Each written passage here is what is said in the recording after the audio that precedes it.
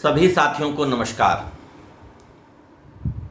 पिछले दिनों एक हमारे शिक्षक साथी के साथ बहुत ही दुर्घटनापूर्ण हादसा हुआ, बहुत ही दुर्भाग्यवश हादसा हुआ और उनकी जान चली गई। आप सही समझ रहे हैं, मैं हमारे शिक्षक साथी अविनाश जी की बात कर रहा हूँ। पटना के ही दानापुर में वो पोस्टेड थे और नासरीगंज घाट से जब वो नाव पकड़ के जा रहे थे, उसी क्रम में एक बहुत ही दुखद दुर्घटना में उनकी मृत्यु हो गई, उनकी जान चली गई। कल भी हमने देखा कि नाव से अपने विद्यालय को जा रहे करीब 2 दर्जन शिक्षक शिक्षिकाएं बेतिया ज़िले में डूबते डूबते बचे। और ये बहुत गंभीर विषय है। ये कुछ लोगों को ऐसा अगर लगता है, अगर उनके मन में ऐसी है कि ये नॉर्मल सी बात है, साधारण सी बात है, तो साथियों ये कोई साधारण सी बात नहीं है कि हमारे शिक्षक साथी डूब के मर जा रहे हैं। पूरी की पूरी नाव पलट जा रही है जिसमें शिक्षक शिक्षिकाएं सवार हैं और उससे पूरा शिक्षक समाज खामोश है। शिक्षक संगठनों में भी एक चुप्पी है। ये एक तो देखिए, हमारे आपके साथ भी ऐसी कोई दुर्घटना कभी भी हो सकती है। भगवान न करे कि कभी किसी के साथ ऐसी हो दुर्घटना, लेकिन जो व्यवस्था है, जो वर्तमान स्थिति है, उसमें ऐसी दुर्घटनाओं का होना एकदम मतलब स्वाभाविक है कि किसी के साथ ऐसी दुर्घटना हो सकती है। बिहार में करीब 15 जिलों में आज भी शिक्षक शिक्षिकाएं नाव से पार करके विद्यालय जाते हैं। पहले की व्यवस्था ये थी कि ऐसे क्षेत्रों में जो विद्यालय हैं वहाँ बाढ़ की छुट्टी होती थी। गर्मी के दौरान वहाँ विद्यालय बंद नहीं होते थे, बाढ़ के समय विद्यालय बंद होते थे। लेकिन पिछले साल जो हमारे शिक्षा विभाग में एक पदाधिकारी आए और उन्होंने जो व्यवस्था बना दी, उसके बाद से जो शिक्षकों को शिक्षिकाओं को दिक्कतें हो रही हैं वो तो सब विदित है, सब लोग जानते हैं। सवाल ये उठता है कि ऐसे में हम लोगों को क्या करना चाहिए। क्या हम लोग चुपचाप बैठे रहें, तमाशा देखते रहें, शिक्षकों की जान जाती रहे, हमारे शिक्षिका बहनों के साथ अनहोनी घटना होती रहे और हम लोग चुपचाप बैठे रहें? मैं इस बात से कतई सहमत नहीं हो सकता हूँ और मुझे लगता है आप लोग भी सहमत नहीं होंगे कि हमें चुपचाप बैठे रहना चाहिए। इस जुल्म, इस अन्याय और ये जो तानाशाही है शिक्षा विभाग की, इसके खिलाफ आवाज़ बुलंद करना होगा। ऐसी ही एक घटना के खिलाफ मैंने आवाज़ बुलंद की थी जब गर्मी छुट्टियों के दौरान, जब लू चल रही थी, उस दौरान गर्मी छुट्टी ना दे करके अप्रैल में ही गर्मी छुट्टी दे दी गई थी। उसका मैंने विरोध किया तो उस पर कार्रवाई हुई और मैं उसके खिलाफ मजबूती से लड़ रहा हूँ और लड़ूंगा, इसमें कहीं कोई संदेह नहीं।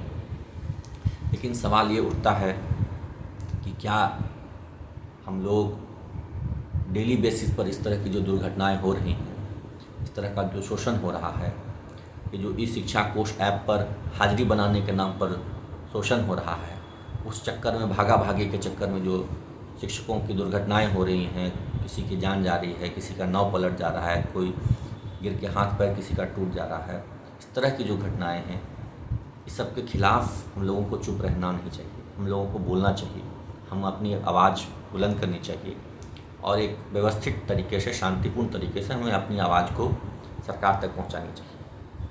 क्योंकि अगर हम अपनी आवाज़ को सरकार तक नहीं पहुंचाएंगे तो फिर ये बदस्तूर जारी रहेगा और बदस्तूर जारी रहेगा तो हमारे साथी इसी तरह अपनी जान गंवाते रहेंगे। और ये बहुत ही दुख की भी बात है और बहुत ही हमारे लिए एक, क्या मैं कहूँ, शब्द नहीं मिल रहे हैं, लेकिन ऐसा समझिए कि हमारे लिए बहुत ही शर्मिंदगी की बात है कि हमारे साथी की मृत्यु हो जा रही है और हम लोग उसका विरोध भी नहीं कर पा रहे हैं। जिस कारण से उस ऐसी घटना हो रही है उसका विरोध भी नहीं कर पा रहे हैं, हम उनके लिए संवेदना भी नहीं व्यक्त कर पा रहे हैं। मैंने तो अपने तरफ से जितना, एक इंडिविजुअल के तौर पे जितना प्रयास करना था मैंने किया।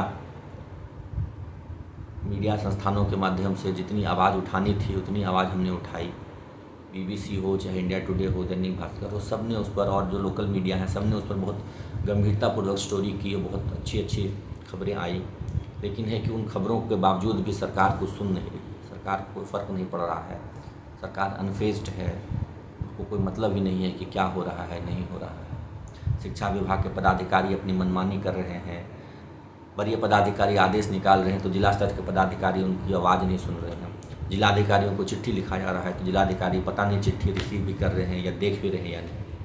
अगर देखते तो जो कल की घटना हुई है बेतिया में, एक शिक्षक शिक्षिकाओं से भरी नाव पूरी पलट गई, किसी ने लाइफ जैकेट नहीं पहना था, किसी ने कुछ नहीं पहना था। ये तो बहुत ही दुर्भाग्यपूर्ण है और हम लोग अपनी संवेदना भी सही से व्यक्त नहीं कर पा रहे हैं, अपने आक्रोश को भी नहीं व्यक्त कर पा रहे हैं। ये तो सबसे बड़ी त्रासदीपूर्ण बात है और शर्मिंदगी की बात है कि आखिर हम लोग कब तक इस तरह से डरते रहेंगे, कब तक इस तरह से हम लोग मजबूर बने रहेंगे कि हम लोग अपनी बात भी सही ढंग से नहीं उठा पाए। तो इसलिए साथियों, हमने सोचा है कि इस तरह की शिक्षकों की जितनी भी समस्याएं हैं और भी ट्रांसफ़र पोस्टिंग में जो डिले हो रहा है, अवकाश को लेकर के जो समस्याएं आ रही हैं, छुट्टियों को लेकर के, आगामी दुर्गा पूजा छठ पूजा को लेकर के जो भी समस्याएं हैं, इन सब बातों को लेकर के हम लोग एक प्रदेश स्तर की बैठक करने जा रहे हैं, प्रदेश कार्यकारिणी की बैठक करने जा रहे हैं। और इस बैठक में आप सब लोग आमंत्रित हैं, आप सभी साथी, चाहे हमारे जो संगठन से जुड़े हैं या नहीं जो भी जुड़े हैं, जुड़ना चाहते हैं, उन सब की एक बैठक हम लोग आयोजित करने जा रहे हैं। मुझे पूरी उम्मीद है कि इस बैठक में आप सभी लोग आएंगे, शामिल होंगे और अपने ग्रीवांसेस को रखेंगे ताकि उस पर एक ठोस रणनीति बना करके एक शांतिपूर्ण तरीके से, एक न्यायपूर्ण तरीके से, एक संवैधानिक तरीके से हम अपनी आवाज़ को सरकार तक बुलंदी से पहुंचा सकें।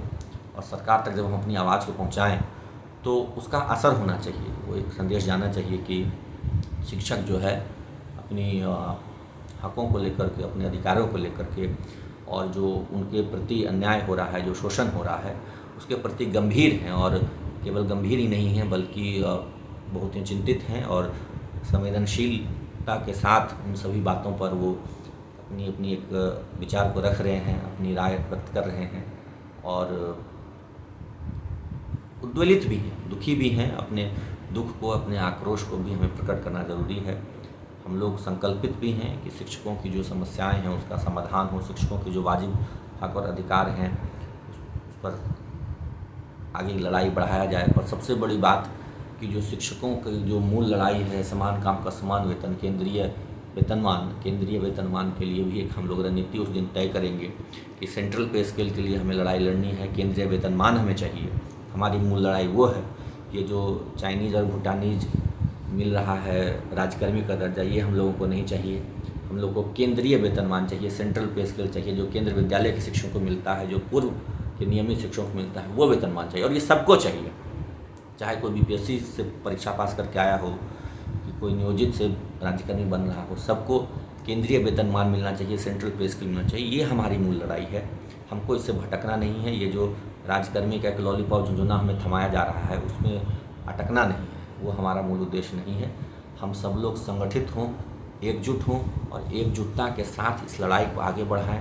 एकजुटता के साथ हम लोग केंद्रीय वेतनमान, सेंट्रल पे स्केल की लड़ाई को लड़ें, संवैधानिक तरीके से लड़ें और पूरे जोशो जुनून के साथ लड़ें। उसके लिए हम लोगों को संकल्पित होना है।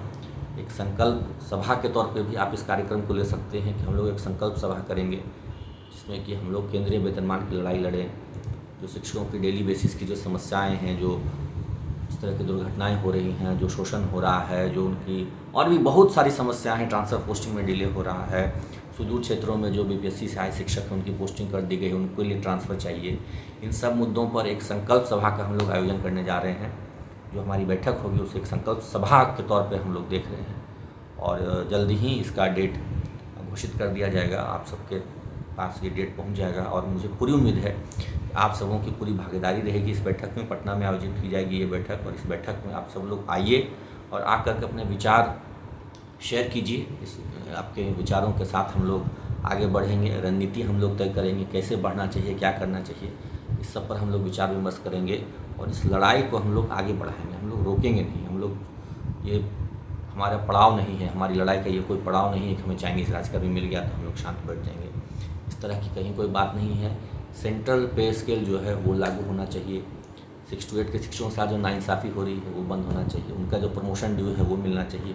ये सारी बातों पर हम लोग रणनीति बनाएंगे। इस बैठक में आप सभी से हाथ जोड़ करके अनुरोध है, निवेदन है कि इस बैठक में जो भी शिक्षक शामिल होना चाहते हैं वो ज़रूर आएँ, अपनी बातों को रखें, अपनी समस्याओं को रखें।